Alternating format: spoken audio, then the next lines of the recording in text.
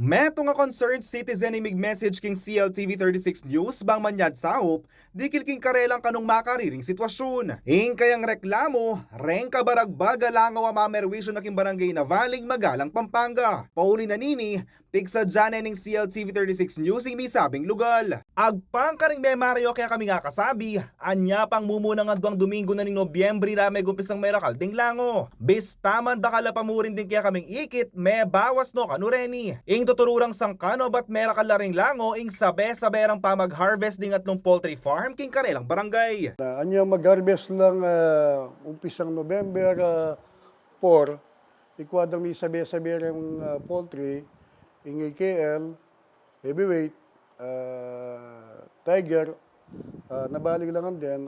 Oning may sabeya naman tang metong poultry kining siping mimbaryo na emi sakop, kanyang konsepsyon. So, uring may sabi-sabi yan, may kalango talaga. Ako naman lilingad na may kalango.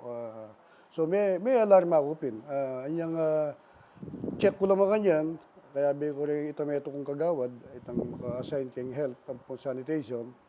Higit mila na atipin problema. Agpang naman kay Municipal Environment and Natural Resources Officer ning Magalang ay Pablo Elmer Mercado, October 16 pa niyang mumuna dalang pintalan ding poultry farms bang sabyanan na isamas daling kanelang operasyon. Libang kalupa mo, kining gate, at yun ang sasalubong. So, muli na po sabyan, makalubang no kitang net akibid.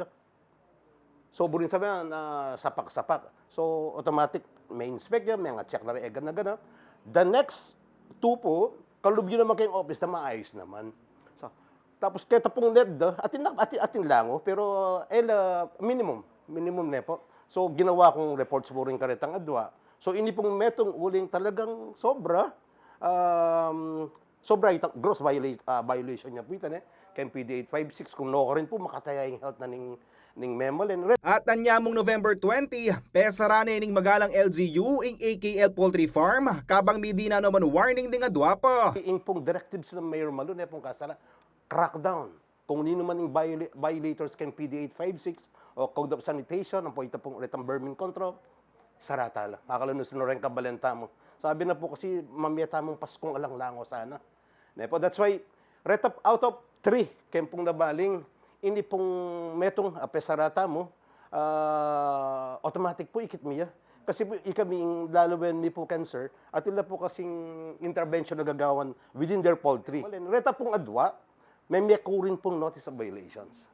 May warning la po na pagka magbalik kami after pilang aldo, pagka ay eliminate retang kitang operations yun, to kenwing gawa mi kitang metong. Agpangking memontukan ki mesarang poultry farm kaya kami nga kasabi, makasadya lang talo kiking binyedang safety measures ning Menro. No comment naman kanuing metong pang poultry farm kabang sinagot aking awasan ng CLTV 36 News manager na ning Tiger Farm ay Norman Yalong. Minsan kasi may time na nagkakaroon ng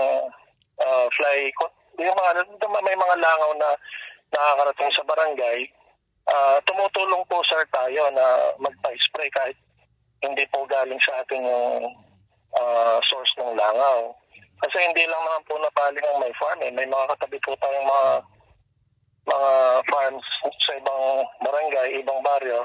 Sometimes di maiwasan talaga, lalo na pag panahon po ng langaw. So, meron kaming social responsibility sa community. Tumutulong po tayo doon para at least yung mga concern na mga kapitbahay natin, kahit hindi po galing sa amin yung mga flies, tumutulong po sa tayo.